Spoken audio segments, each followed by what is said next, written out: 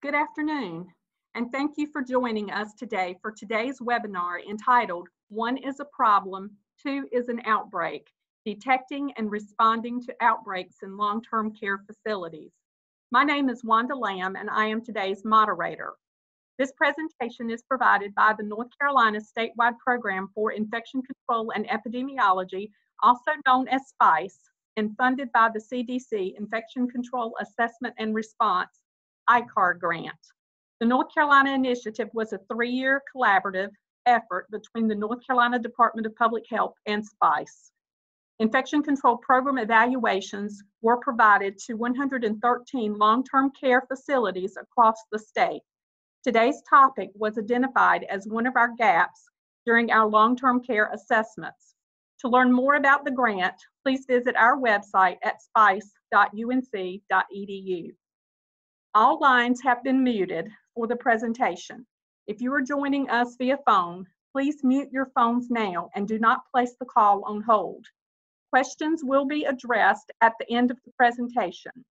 You may either type a question in the chat box by hovering over the icon at the bottom of your screen, or unmute your phone during the question and answer session at the end of the presentation. This webinar is being recorded and will be available at a later date on the SPICE website, along with the presentation slides. A brief evaluation will be sent out to all registered participants for program feedback. Continuing education credits will not be provided for this live webinar. However, you will be able to print a certificate of attendance after you complete the evaluation. Today's speaker is Jennifer Mafarquhar. Jennifer is a Centers for Disease Control and Prevention, CDC Career Epidemiology Field Officer assigned to the North Carolina Department of Health. In her role, she provides leadership, guidance, and direction to strengthen the statewide communicable disease outbreak response and serves as the Healthcare Associated Infections, the HAI Program Prevention Team Lead. Jennifer received her Master's in Public Health and a Graduate Certificate in Community Preparedness and Disaster Management from UNC Chapel Hill, and a Bachelor of Science in Nursing from Cedarville University. He has maintained certification in Infection Control and Epidemiology since 2000. Jennifer, thank you for joining us, and we look forward to your presentation. Good afternoon. Thank you for the opportunity to speak with you today.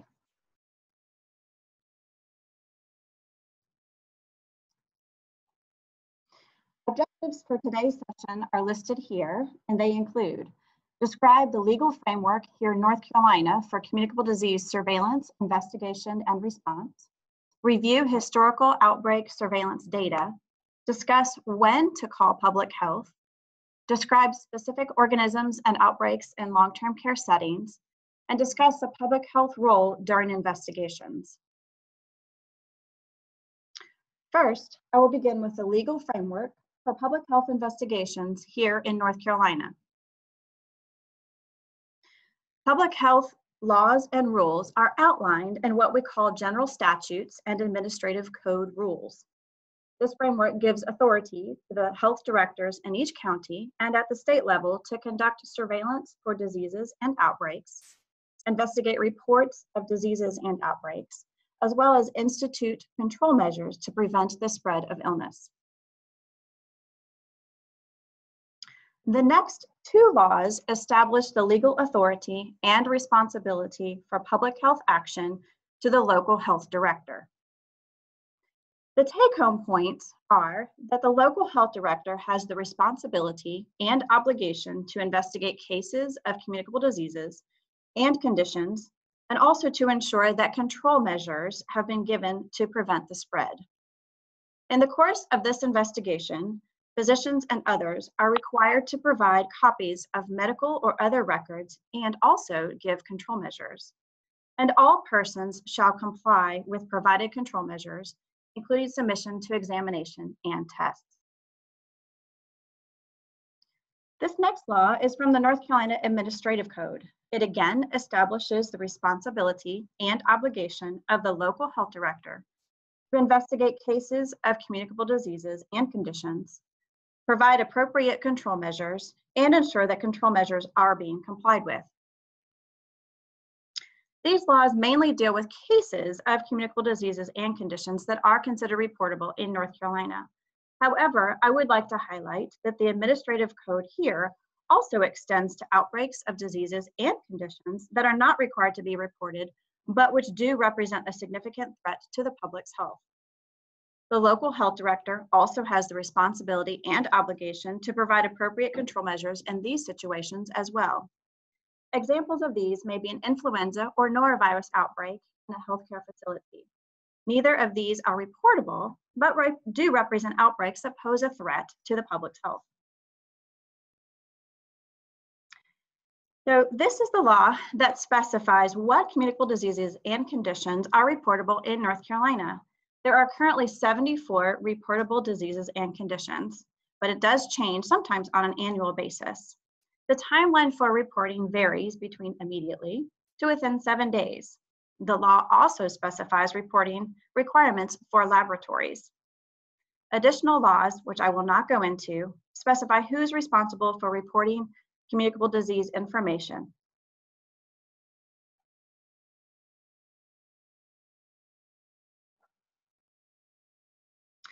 So next, I'd like to spend a few minutes discussing the steps of an outbreak investigation, highlighting those most important for use in long-term care settings.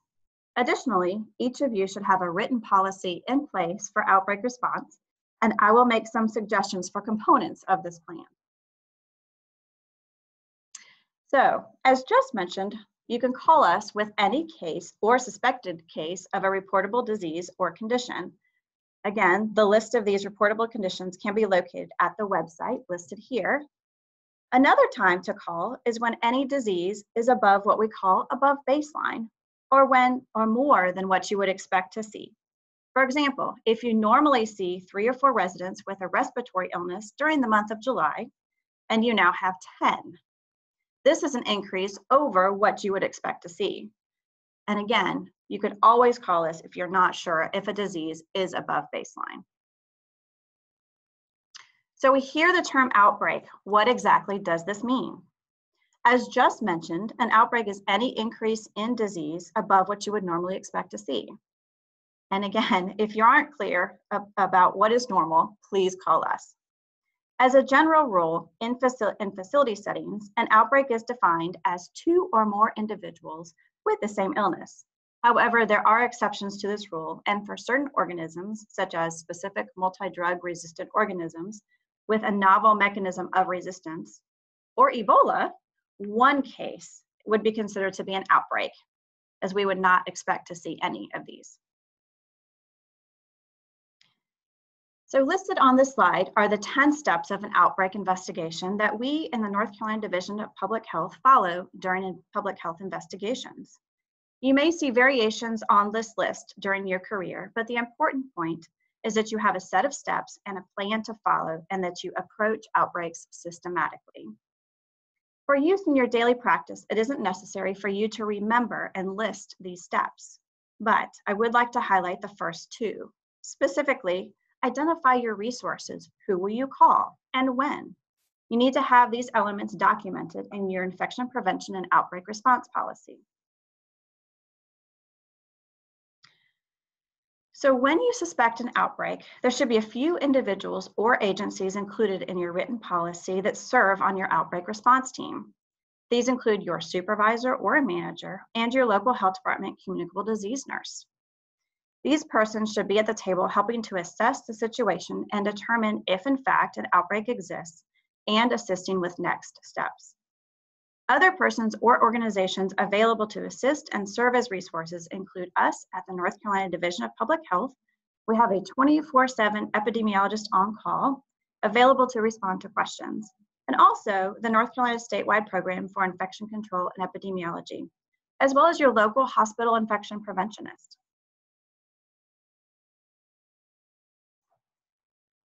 So what does public health do during investigations? When public health is called for a suspected outbreak, we will first ask questions to determine if in fact you have an outbreak. We will look at specific data. We'll ask you to review medical records. We'll also conduct additional clinical investigation, which includes looking for other cases who are ill or who have become ill, and we call this case finding. We will also conduct interviews. We might speak with residents, but we'll speak with certainly the healthcare providers themselves. We may also request specimen collection and conduct testing. We'll also look at the environment and conduct an environmental assessment or environmental investigation to determine if we can, in fact, identify a breach that might have occurred that led to this outbreak. We also assist with implementation of control measures, and we'll do this at various stages throughout the investigation, again, because we want to assure that the outbreak is stopped to prevent further illness from occurring. And lastly, we will also assist with patient, family, or public information and communication as needed. So when you call the Division of Public Health, here are some of the people with whom you might speak. This is my team, and we focus on healthcare-associated infections and multi-drug resistant organisms. It is composed of myself, the program director, a medical director, 3 epidemiologists, and a health educator. And hopefully coming soon, we will add a program manager. The formal surveillance for and documentation of outbreaks reported to the North Carolina Division of Public Health began around 2011. I'll present a brief overview of the past few years of data from 2014 through 2017. During the years 2014 to 2017, a total of 901 outbreaks were reported for an average of 225 per year. We actually anticipate that this number is much higher. As we know, reported outbreaks truly represent only the tip of the iceberg. On this slide, you will see a table on the left with 2 graphs on the right. The colors coordinate on the table and the graphs, with blue representing gastrointestinal caused outbreaks, red representing respiratory caused outbreaks, and green representing other causes of outbreaks, including scabies. Moving down the table, you see the type and etiology, or suspected cause, and year from 2014 through 2017. You will see that gastrointestinal illness accounts for about half, maybe a little better than half, of all outbreaks reported during this time period, with 80% of these caused by norovirus. Respiratory illness accounts for a little less than half of all outbreaks reported, with influenza contributing the most at 90%. And the graphs are a pictorial representation of the table.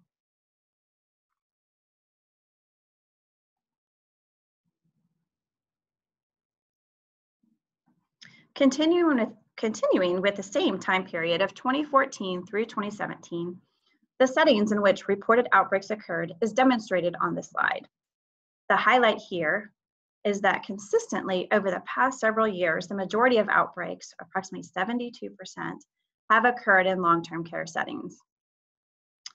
And in 2017 alone, of the 320 outbreaks reported, 239 occurred in long-term care settings.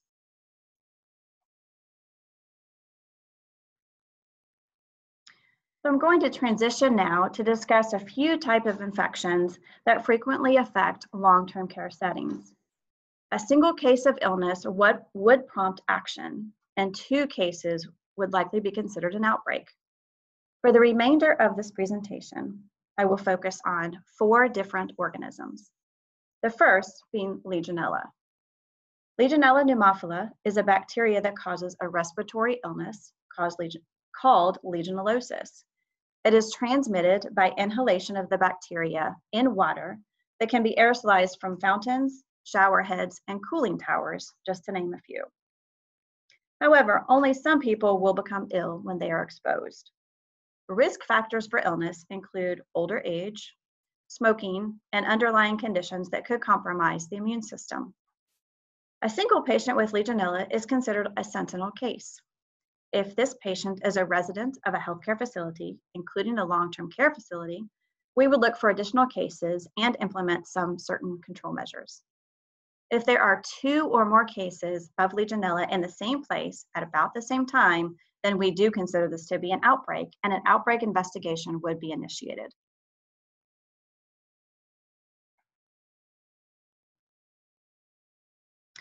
So next, I'm actually going to talk about a Legionella outbreak that, actually a set of outbreaks that occurred in 2014. During June through October of 2014, the North Carolina Division of Public Health identified 5 outbreaks of Legionnaire's disease, which is pneumonia caused by Legionella, at different long-term care facilities. Shown here on the slide is an epidemic curve, which is used to show the number of cases associated with an outbreak in a picture format. The number of cases is listed to the left of the screen on the y-axis. Time is shown at the bottom of the slide along the x-axis.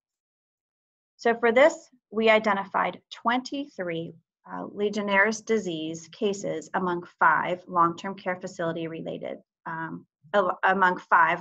facilities. And each of the colors depicted on the slide correspond to 1 long-term care facility.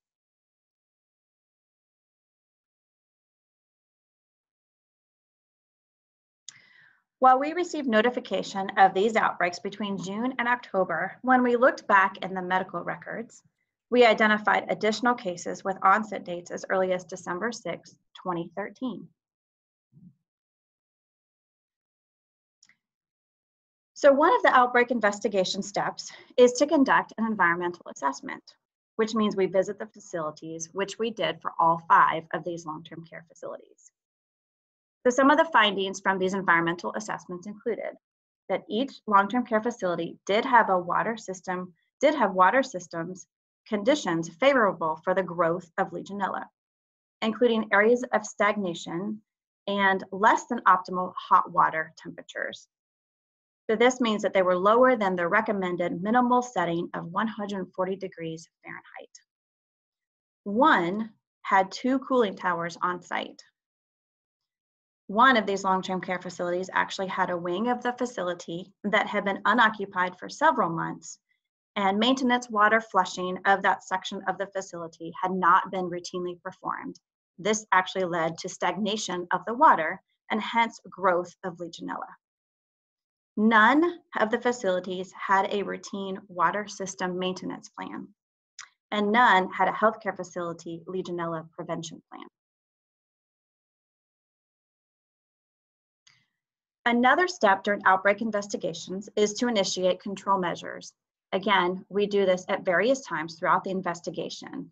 We will institute immediate control measures, and then throughout the investigation, as we learn more, we will institute additional control measures. So again, and this is because we want to prevent additional persons from becoming ill. So we recommended the following control measures for each of these facilities: to temporarily restrict tap water use, which means not running tap water at all in these facilities, installing 0.2 micron point of use filters, which is actually demonstrated on this slide here. We put these filters on sinks and showers to remove Legionella bacteria from the water. And after those have been installed, water restrictions could be lifted so they can once again use the tap water. Also, to conduct water system superheating by turning hot water tanks to 160 degrees Fahrenheit for 3 hours and then purging the water lines. And also conducting hyperchlorination. We recommended to maintain the hot water heater temperatures to at least the minimum required setting, which is 140 degrees Fahrenheit. We also recommended that these facilities consult with an environmental engineer to develop a plan for Legionella prevention and remediation as needed, and also to continue surveillance for cases of Legionnaire's disease. And lastly, to communicate this information with residents, patients, families, visitors, and staff.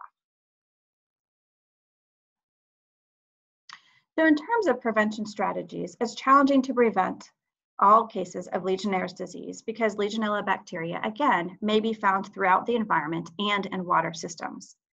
So it is important for providers to be aware of Legionella and its related risk factors so that they can test for it and treat it. It is also important that people follow manufacturer instructions when using and cleaning respiratory therapy equipment, and that they do not use tap water in these devices. Another important prevention strategy for healthcare facilities in particular involves the development and implementation of water management programs to reduce the risk of Legionella in water systems. So what exactly is a water management plan? This is a formal written water, a formal written water management plan is actually now required by CMS for long-term care facilities.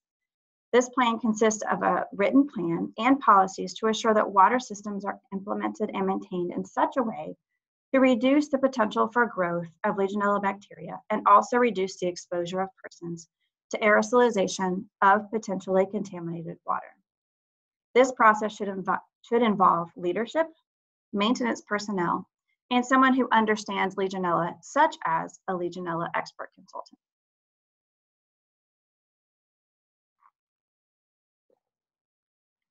So my program developed a Legionella resource, which was actually released in January, and this resource is available on our website.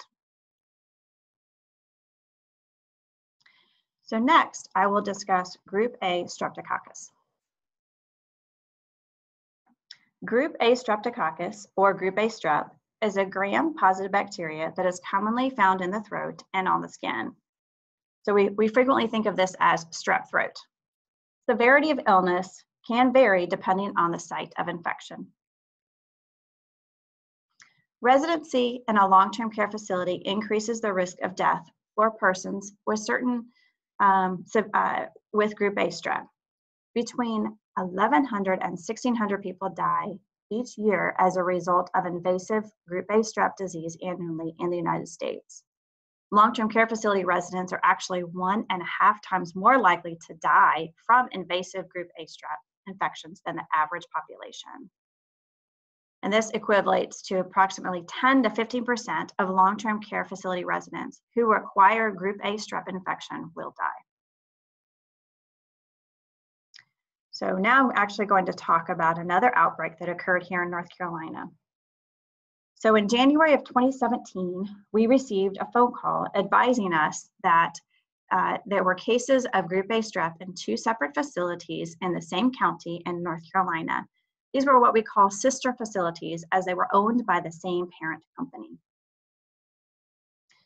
In response, we looked back in medical records for 1 month to look for additional cases. Again, this is called case finding. We then asked the staff who might have had Group A strep symptoms, such as a sore throat, and we cultured any of those healthcare workers that were identified to be symptomatic. We also cultured any close contacts such of the residents, and that would be a roommate, and then also any healthcare worker who provided extended care, such as wound care or assistance of daily living. We then conducted active surveillance for 4 months following the last positive case, which means we continued to look for cases for 4 months. And we also conducted an on-site assessment for infection control. So when we conducted the site visit to observe infection prevention practices, we identified several risk factors for disease transmission. One of those would be wound care, conducting of wound care. And these individuals actually were reusing the same equipment on different patients. They were also not conducting hand hygiene appropriately. One other item that we did find was that staff were working while they were sick.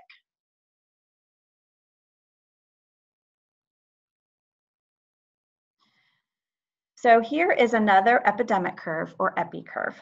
The color red denotes association with facility A, and blue denotes association with facility B.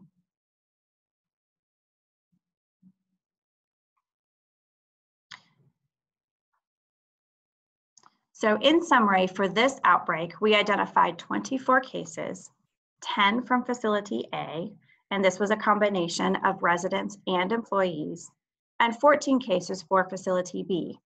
Again, a combination of residents and employees.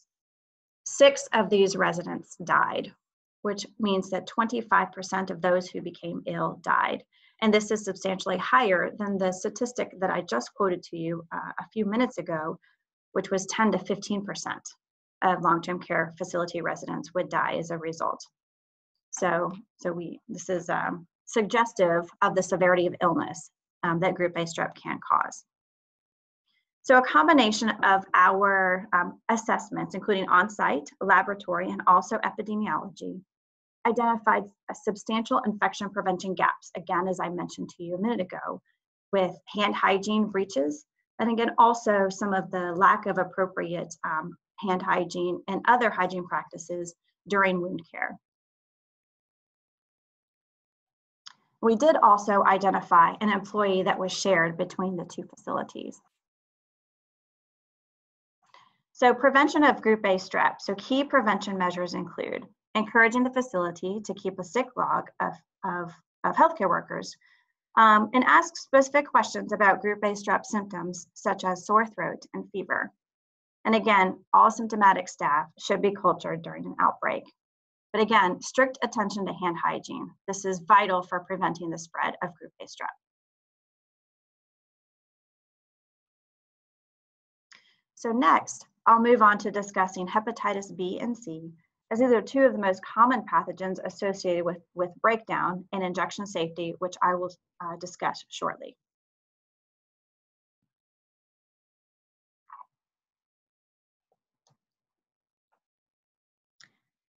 So hepatitis B is vaccine preventable, but unfortunately, there are approximately 850,000 to 2.2 million persons with chronic infections in the United States. Hepatitis B is also transmitted via blood and sexual contact and can also live in the environment, including on medical equipment, for more than 7 days. Hepatitis C is the most common chronic bloodborne infection in the United States, with 2.7 to 3.9 million people living with this disease. Most of the people living with this disease are what we call the baby boomers, individuals born between 1945 and 1964. This is not going away, and in 2014, there were an estimated 30,500 new infections.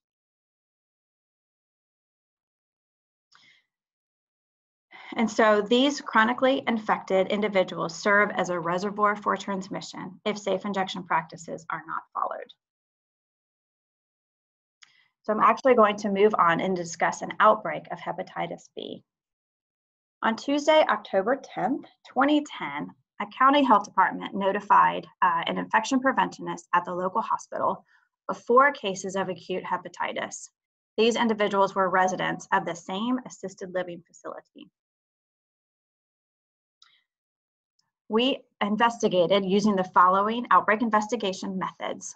We conducted an on-site assessment looking at infection prevention practices, also conducted observations and interviews of staff and residents.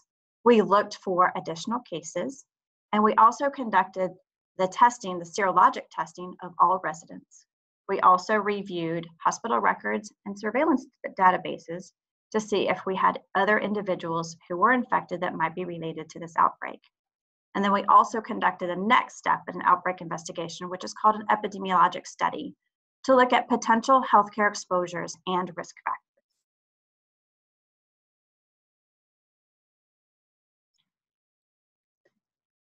We actually identified 8 cases of hepatitis B. The average age was a little over 70 years old. 8 of these individuals were hospitalized. But what I would like to emphasize is that 6 people died. So we had a 75% mortality rate. So when we looked at those types of healthcare exposures, we identified that all of our cases had received assisted blood glucose monitoring. So when we also conducted the on-site infection prevention observations, we noted that glucose meters were used for more than 1 resident, were not disinfected between uses, and that adjustable lancing devices were used for more than 1 resident.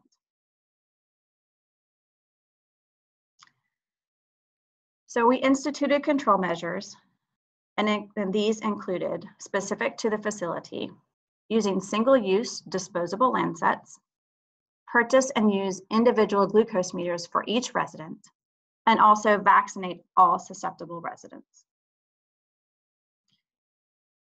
So as a direct result of this investigation, a statewide communication was distributed to all providers in the state about unsafe injection practices related to diabetes care and the use of glucometers. Also, as a result of this outbreak, North Carolina became involved in a national campaign run by the Centers for Disease Control and Prevention in collaboration with partners. And this provides safe injection practices education. So what are safe injection practices? There are a set of measures taken to perform injections in an optimally safe manner for patients, healthcare personnel, and others that might be involved in the process. Many healthcare providers are familiar with injection safety from a healthcare provider safety perspective, but have less familiarity with the concept of injection safety for patient protection. So truly, injection safety for providers and patients are two sides of the same coin. Often, a safer environment for patients is a safer environment for healthcare workers and vice versa. So particularly what we are concerned about with safe injection practices is assuring prevention of transmission of infectious diseases from patient to provider, provider to patient, and also patient to patient. Additionally, we also advocated for laws to be enacted to help prevent dangers to patients. One such law is House Bill 474, which applies to adult care homes in North Carolina. This bill protects adult care home residents by increasing minimum continuing education requirements, training requirements, and competency evaluation requirements. And this law became effective in 2011. CMS now also requires monitoring for and reporting of infection prevention breaches, again, directly related to safe injection practices and safe diabetes care. Specifically, this law requires our Division of Health Services Regulation, which is our sister regulatory agency here in North Carolina, to annually inspect adult care homes for compliance with safe infection prevention activities, requires adult care homes to report suspected outbreaks to public health, and requires increased training and competence evaluation for medication aides and adult care home supervisors.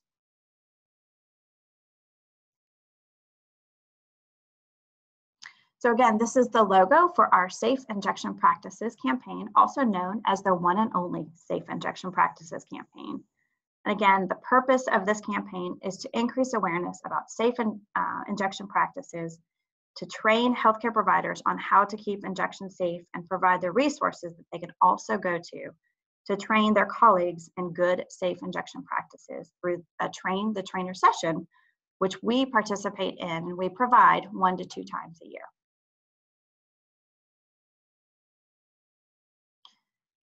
So transitioning from safe injection practices and hepatitis to multi-drug resistant organisms. I'll pause for a moment to let you read.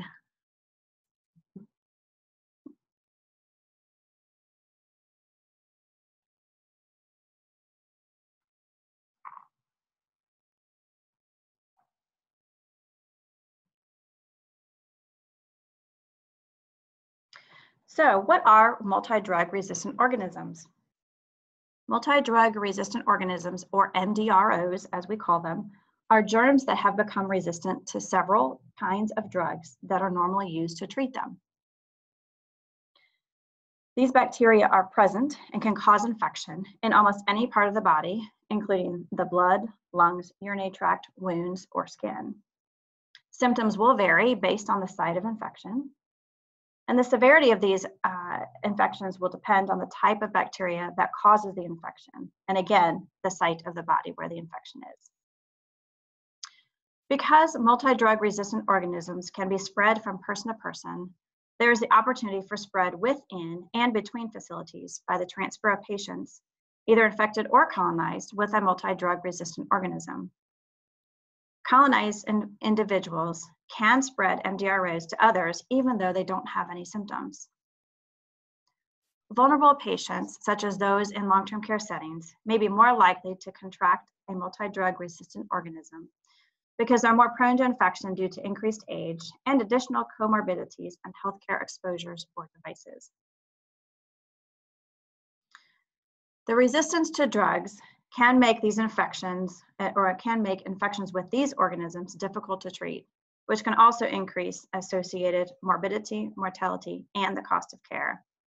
For example, mortality increases up to 50%, or mortality rates up to 50% have been reported for bloodstream infections caused by one type of multi-drug resistant organism called carbapenem-resistant Enterobacteriaceae, or CRE, which I'll discuss in a moment. Finally, why do we care?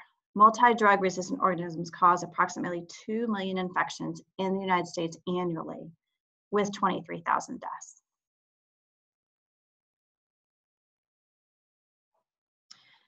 So listed here on the slide are just a handful of select multi-drug resistant organisms. These include methicillin-resistant Staphylococcus aureus, or MRSA, vancomycin intermediate or resistant Staphylococcus aureus, or vice versa, vancomycin-resistant Enterococcus, or VRE, extended spectrum beta-lactamase, called ESBL, and last but not least, carbapenem-resistant Enterobacteriaceae, or CRE. So CDC has divided multi-drug resistant organism threats into 3 categories: urgent, serious, and concerning.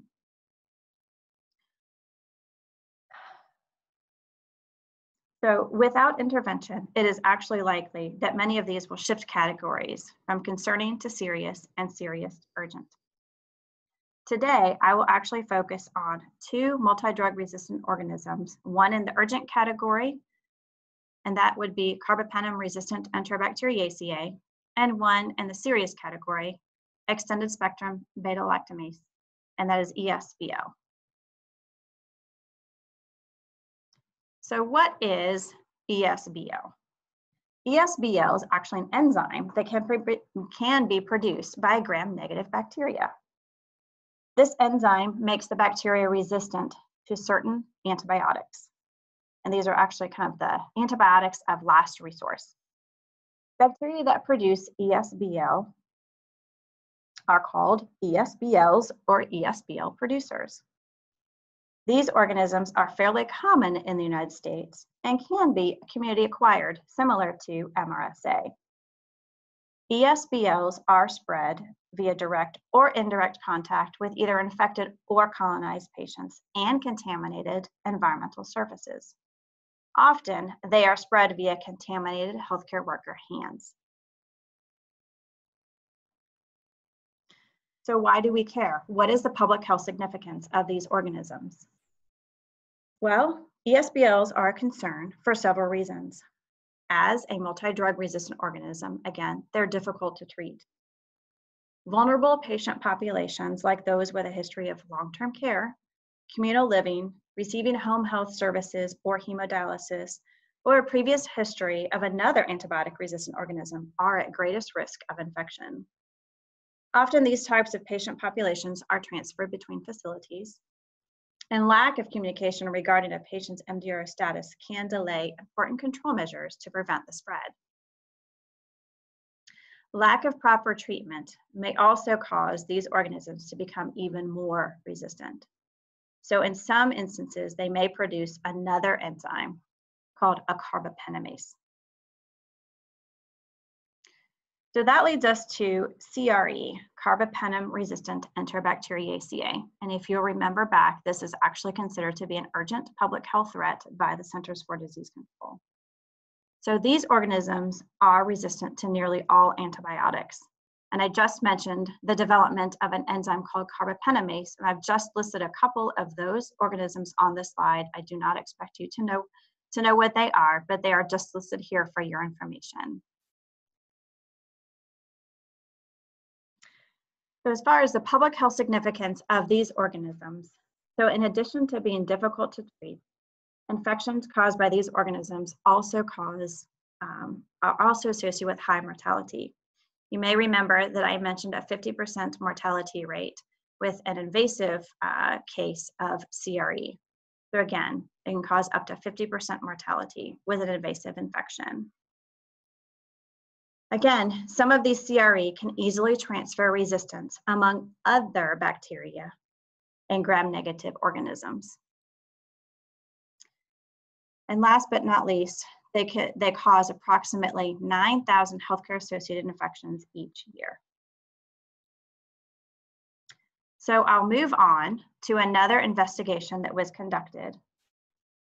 So on April 21st, 2017, a Friday, of course, we were notified by a local health department of an increase in the number of infections caused by a specific multi-drug resistant organism among patients admitted to a local hospital between these dates listed, October 16th, 2016, and April 13th, 2017. The majority of these cases were residents of 3 long-term care facilities in one county. We assisted the local health department to coordinate an investigation to assess infection prevention practices among these long-term care facilities, and also to prevent further spread of the disease between and inside these healthcare facilities. So 4 cases had actually been discussed on Friday, but on Monday morning when we arrived in the office, over 40 positive laboratories were waiting for us to review.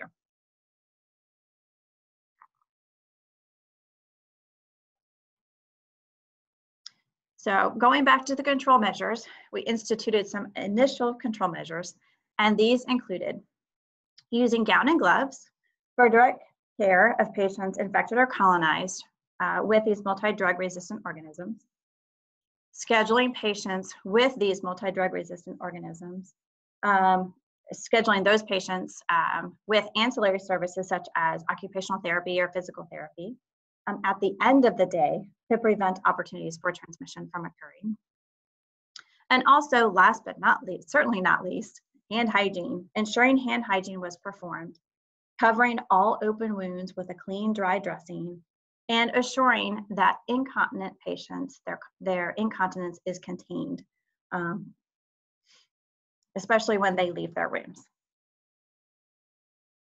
So we also conducted several on-site visits to these facilities.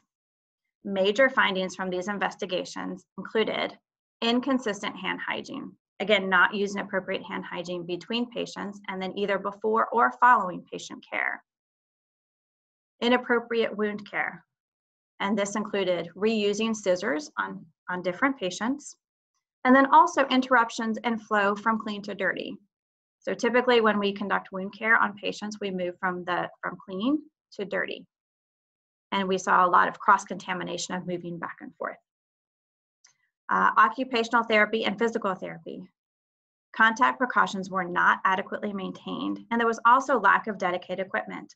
So if you have a patient with a multi-drug resistant organism, you want to assure that you have dedicated medical equipment as much as possible to that specific patient.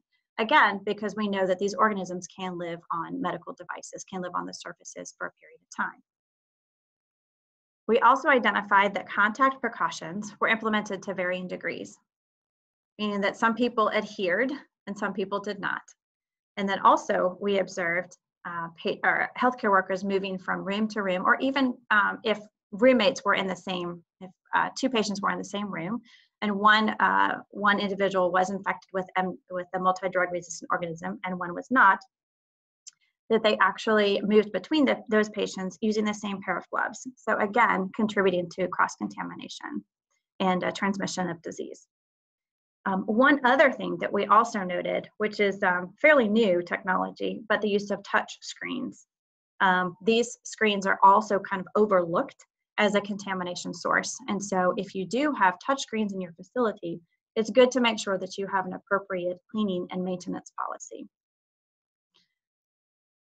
We also noted there was a lack of inter-facility notification. So patients were being transferred between facilities, and the communication of their MDRO status was not communicated to the receiving facility. So again, these individuals were not placed on appropriate contact precautions as they should have been, and they served as a source of disease transmission. And going back to outdated policies, so this is making sure that you actually have a policy in place and that it's reviewed on a routine basis, and we actually suggest that you review this annually and update it.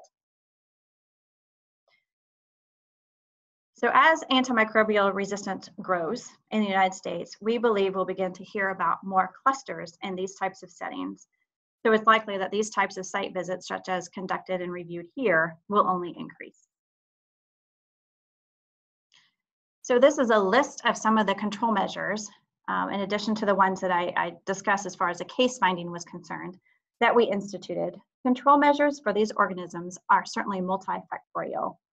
And I will review not all of these, but I'll review most of these listed here. So staff education is key, making sure that staff understand what a multi-drug resistant organism is and the role that they play in preventing transmission. So it's imperative that in-service education on infection prevention be provided to your staff members on a routine basis. Again, we actually recommend annually. And also, as far as staff education is concerned, here in North Carolina, we actually have an administrative code rule specific to infection prevention, and that is listed here on the slide. We call it 0206, and that actually means that one staff member in charge of infection prevention for each facility must have received this infection prevention training, so they must attend this course called 0206.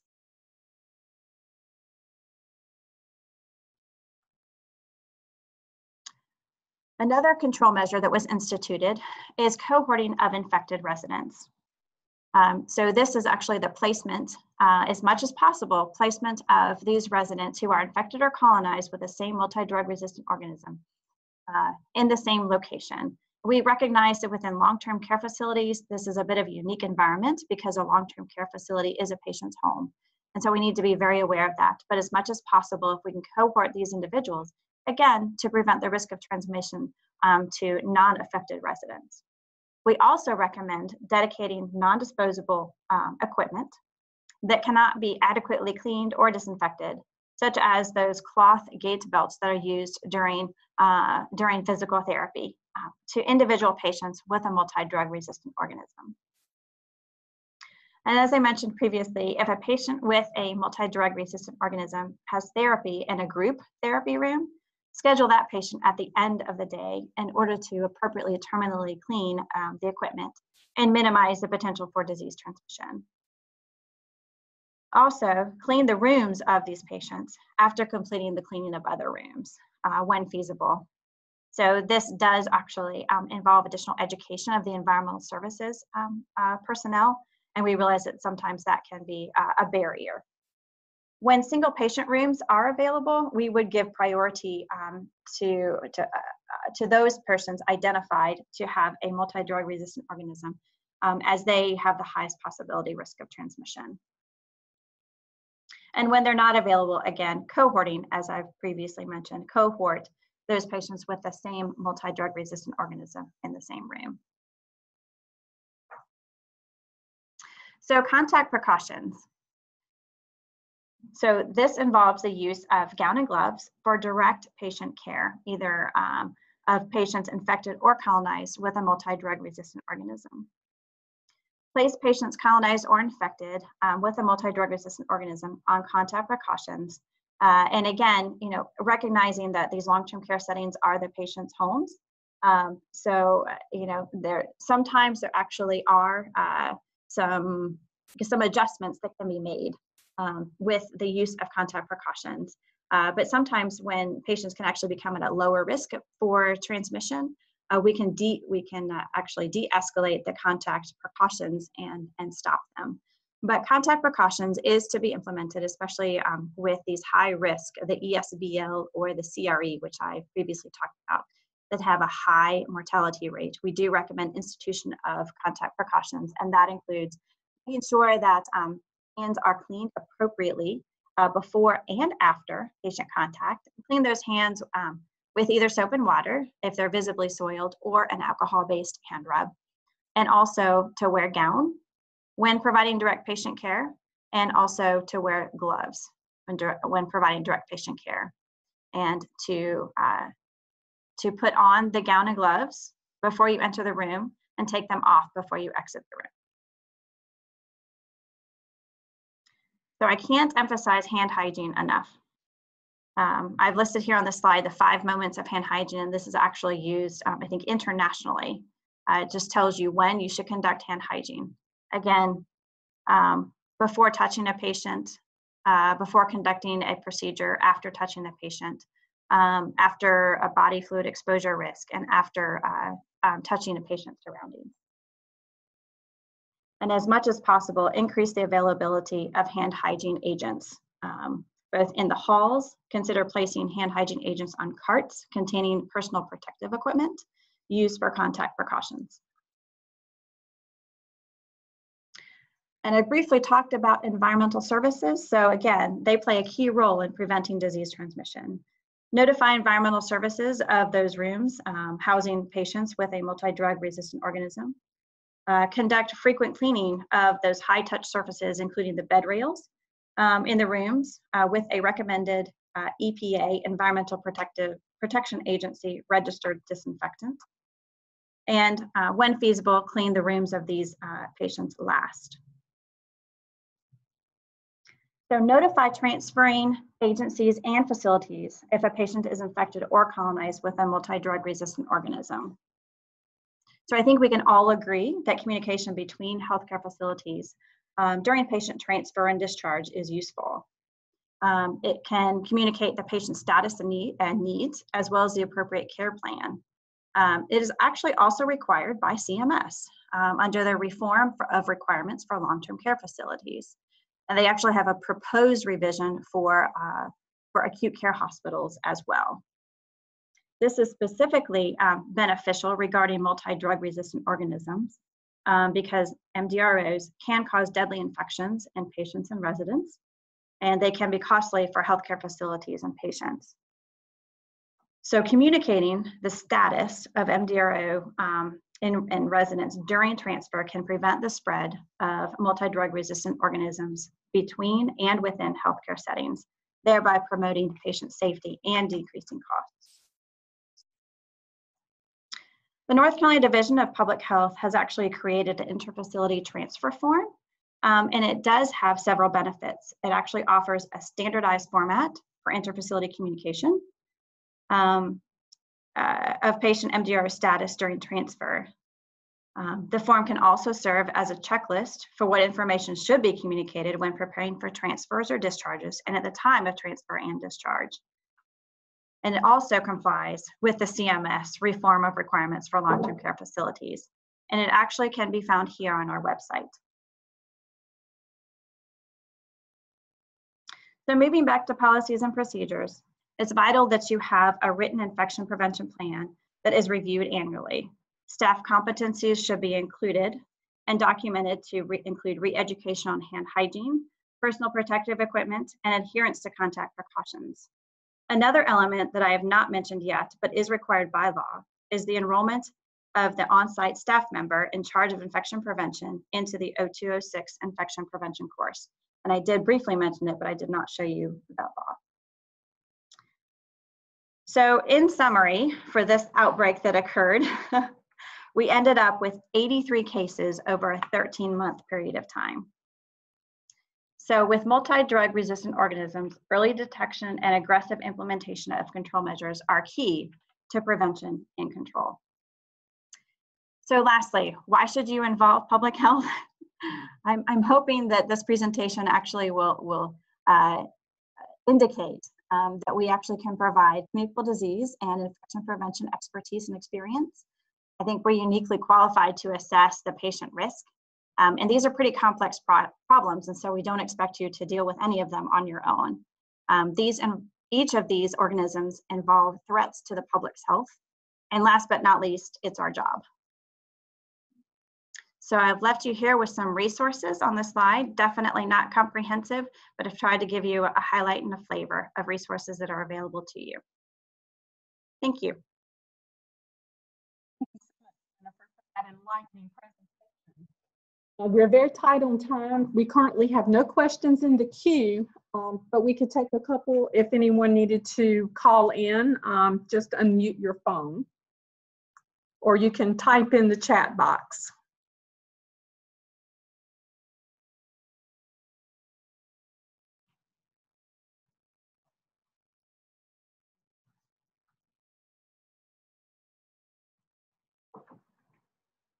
plan to post the video on the website and the slide deck also at a later date. We thank you once again for joining us today. You have a brief evaluation that will be sent to you where you'll be able to print a certificate of attendance.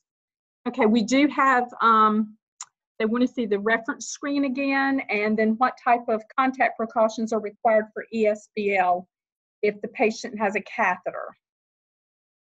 So contact precautions are still to be used for physical therapy, whether that physical therapy is provided in the patient room or that physical therapy is provided in a group room. So that would not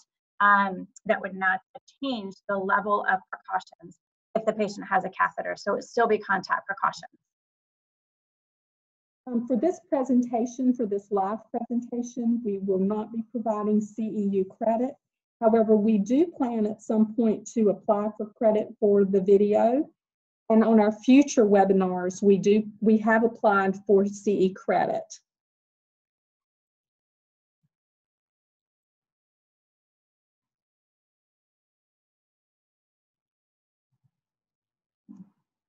So I'm seeing a comment on here about sample policies for the care of respiratory care equipment.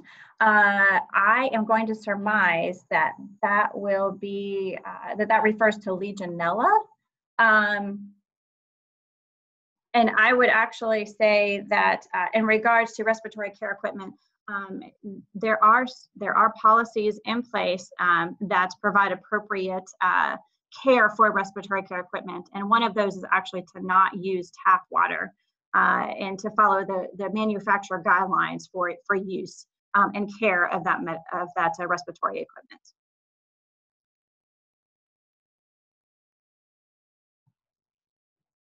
So there was a question about isolation for ESBL, I believe.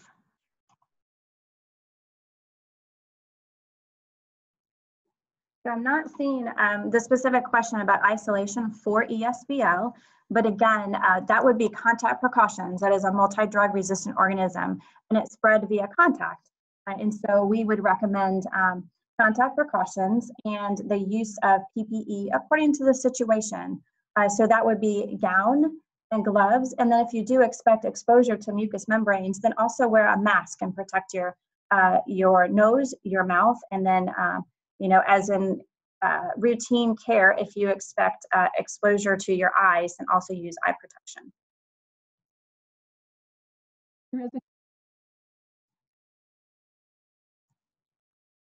Okay, there being no further questions, I believe that was the last question. We're going to close out the well, wait a minute, there's one more. What can be done to ensure contact precautions for a very mobile resident? What can be done to ensure contact precautions for a very mobile resident in a long-term care facility with C. diff? So this patient actually need to make sure that the incontinence is contained. So that's most important. So a patient with active C. diff, if they have active diarrhea, then their mobility should be limited. Their incontinence should be contained for them to move about, and they also need to be educated on appropriate hand hygiene and self-care. Okay, that is the end of our questions, and our time is up. Thank you so much for attending.